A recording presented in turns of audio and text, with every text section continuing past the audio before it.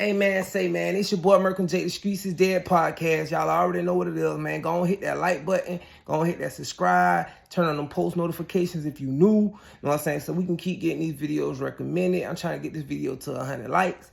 But look, and we're gonna keep building this from the ground up, so I hope y'all respect it. Now the topic of the day is following your first mind and following your gut, especially when you're out there in the streets. You know what I'm saying?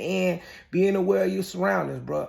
I'm gonna tell y'all the story of how I got out the streets. And if you new to my channel, you might want to go check out some of my other videos after this, because all my videos, I'm telling real life stories, real life facts. I don't do no fabrications in my videos, so I'm gonna go ahead and run it. But check it. So okay, I'm gonna take y'all back to 2020. I'm 30 years old.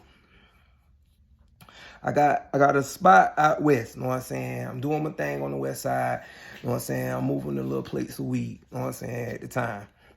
So I had ran into a little problem while I'm hustling, you know what I'm saying, because I had a job and I used to miss out on a lot of money when I went to work. I had a full-time job and I was hustling, you know what I'm saying? So I came up with a solution. I ended up bumping into one of my little dogs, you know what I'm saying, one of my little homies, you know what I'm saying. He from my neighborhood. I grew up with him, and he had a spot about 10 minutes away from me, right around it was on the west side too. So what I used to do is, well, basically he was already hustling, but kind of on a lower scale. He was moving like little ounces or whatever the case might be, little half an ounce, little ounce of weed, but he had a lot of clientele. So I used to pop him off at first, you know what I'm saying? I'm like, damn, that little nigga be coming every day, come get about 2 ounces, or, you know what I'm saying? I drop him off an ounce, and he'll be calling me down there before I get home sometime, you know what I'm saying? He had a lot of, like, he was doing like a lot of leg work, you know what I'm saying? A lot of little catching a lot of little pops out there in the little apartments where he was at.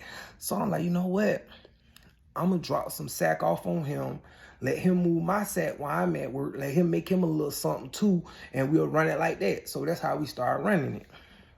So now I'm at work and I send all the plays to little bro. He'll catch my plays, make plays, and you know what I'm saying? When I get off work, I come pick my money up.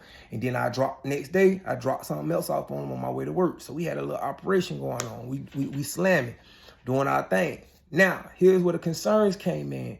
Every day, this little nigga popping X pill. Every day. Every time I pull up on him, it could be like early morning, he throwing the X pill back. I'm like, bro, did you even go to sleep last night? So this little nigga, like, now mind you, I don't look down on nobody. Back then, I probably took X pills too. I'm just not taking them every single day. And I'm gonna tell y'all how that shit started fucking with his mind. So like I say, you know what I'm saying, I go pick up the money from little bro. Little bro be up. Nah, I ain't go to sleep, you know what I'm saying, but I'm out here, you know what I'm saying? So little bro used to be just out there on them X pills, serving hard every day. Hold on real quick, y'all. Excuse me for that. Y'all gotta pardon me. But look, let me get back to it. So basically, like I said, little bro doing his thing though. He hustling his ass off. He got departments where he was at. He had them apartments sold up. But little bro on them X pills all day, all night. And shit, he ain't even down there. I'm feeling like he not even going to sleep. So I think that start causing problems with his baby mama, because now I get to the point where when I pull up, you know what I'm saying, and I knew his baby mama from back in the day, but it's like now it's getting to the point when I pull up, you know what I'm saying, little bro outside arguing with her, and they going at it like damn near every time I pull up, you know what I'm saying. So I'm gonna tell y'all what happened was, so one day they get into it, and supposedly she say something to him like, oh, I'm gonna fuck your plug, I'm gonna fuck Mert. So she talking about me.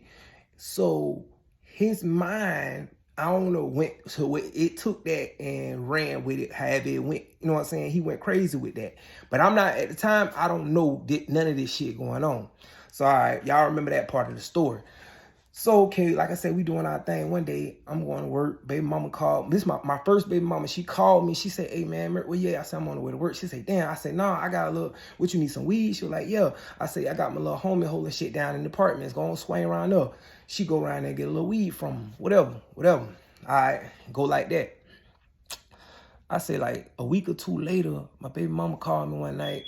She was like, hey, you remember that little nigga you sent me around there too? Like, yeah, man, I'm a little dog. What's happening? She was like, he just called my phone. I'm like, he called your phone? Like, what you mean he called your phone? So she like, he just called my phone, acting like he trying to holler. So I'm like, say what? Man, say less. I hung up the phone. I called, hey, little bro, what you got going on? What you talking about, bro? I said, bro, you just called my baby mama phone, and then, bro, the day I had you pop her off, you saved her number?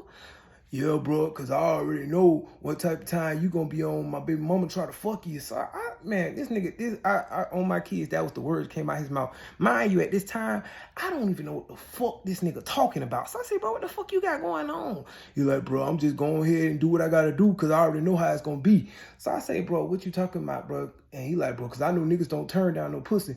So I'm like, bro, I don't know what you and your baby mama got going on or what she done told you. But I say, bro, I ain't on that type of time, my boy. And I wouldn't do no shit like that, bro. I look at you like a little brother, my nigga. I wouldn't do no shit like that to you, bro. But at the same time, if you thinking like that about me, bro, and I don't even know what the fuck going on, but a nigga like you will kill me, bro. So I'm gonna go on part ways from you. Because I don't know what you got going on. You right here on them X pills every night. But if you plotting on my baby mama, you don't cooked up this whole situation in your head by the argument that you and your baby mama had. You know what I'm saying? So that just let me know that lil' bro wasn't all the way there in the head. So I backed up from him because it wasn't even worth the money. So all right, me and lil' bro back up from each other. I'm doing my own thing. I'm back to doing my own thing. He went to doing his own thing. All right. 3-4 months later, 3-4 months later go by, he called my phone out of nowhere. Hey, look, hey, bro, what's happening? I need to talk to you. I'm like, what's happening? He say, hey, bro, I just got out of jail. I was like, okay, what they got to do with me? He was like, bro, it was one of your people that you sent me to one day. So I said, one of my people. He was like, yeah, man, the white dude. So I said, the white dude. Now, at this time, I got by probably like 10, 15 white dudes I'm dealing with on an everyday basis. I'm serving. So it's like, I don't even know which one he talking about now. Remember this part of the story. So I said, what he look like, what he drive? Man, he drive a black truck and he got long hair. So I say, black truck, long hair. I say, boy, that ain't one of none of my people. So I said, that must be one of your people that you ran into out here. You know what I'm saying? I was like, cause on none of that don't match up with the description of none of my people. I said, what his phone number is? He give me the phone number.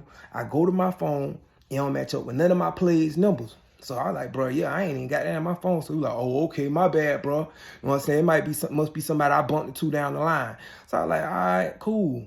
Bang, go our separate ways. All right, hang up on that note. Now, I'm going to tell y'all what stuff started getting funny in my life. All right, one of my plays, little white dude I used to deal with, he used to always hit me up for a half ounce. So he'll call every blue moon. But he was the type dude where it's like, okay, I already know what dude he called, he get a half ounce. If I miss his phone call and call him back even 10, 15 minutes later, he already done went and found something from somebody else. That's just how he moved, and I respect it. If I ain't answer the phone, he used to find something from somebody else. He don't wait. So I'm like, all right, cool. I already know how, you know what I'm saying? I got to answer the phone, bro, call, whatever. So this time, one day he called me, and like I said, he always get the exact same thing. But this day he called me, and he just like, he talking to me, but it's like he got somebody talking to him in his ear, like somebody asking him, telling him what to say or something like that. So I'm like, bro, you like, hey, bro, can you get me an ounce? So I'm like, yeah, bro, you already know what the deal is. Stop talking on the phone, man. You know what we do. What you need? You know what I'm saying? He was like, what about 2 or 3 ounces? So he asking me shit on the phone. So I'm like, bro, we'll just talk when we see each other. I keep telling him that, but he keeps saying certain stuff on the phone. So I thought that was funny. So that day he ended up getting like maybe like an ounce or whatever the case might be. And I'm like, all right, I supposed to meet him at the store. So I'm on the way to the store, but I'm like, something don't seem right by dude. So I park across the street from the store, and I'm just sitting there watching him at the gas station across the street. So he called me before I get up there. He like, hey, bro, hold up before you come up here. The police up here. Now, mind you, I'm watching him from where I'm sitting at, and I'm looking at him, and there's no police at the gas station. He like, yeah, bro, there's some police up here. Just wait 1 second, and I'll call you back when they leave. So I'm like, all right, I'm playing them to the left. All right, that go like that. He called me back like 3 minutes later. He like, yeah, they gone, bro, they gone. I just making sure you was straight. So mind you, I take heed to that because I'm like, he told me the police was up there and there wasn't no police up there. I don't know if that was to throw me off or, you know what I'm saying, make me feel like he not on no police shit or whatever the case might be. So I parked him off that night, and when I jump in the car with dude, he like, hey, man, I'm probably going to need like a £1/4 next week.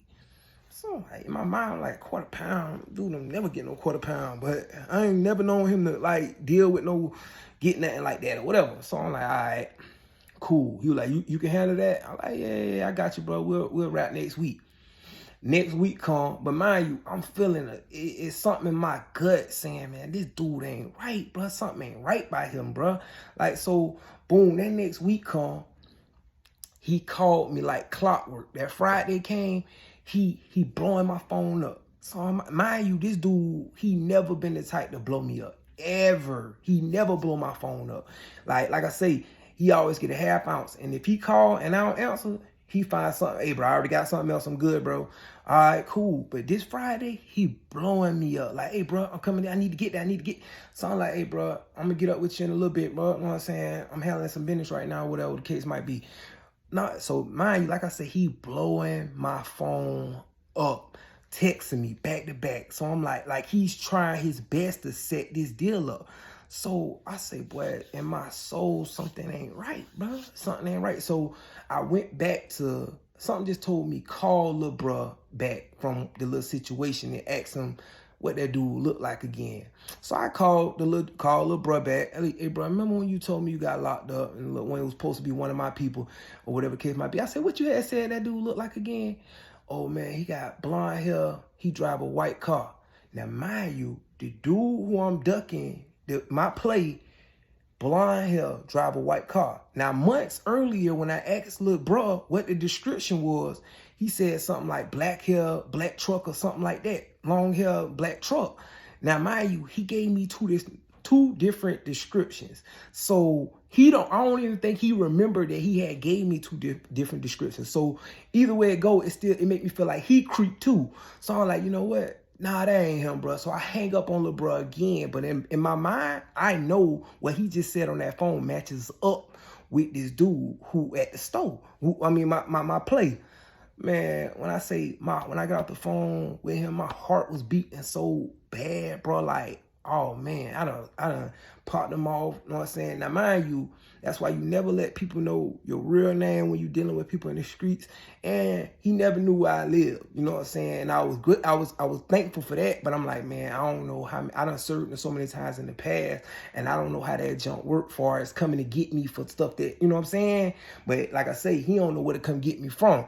So man, I ain't even gonna lie, man, that junk had me so shook that they was gonna come get me. Like I say, I deleted the number, got rid of all the phones that I had then.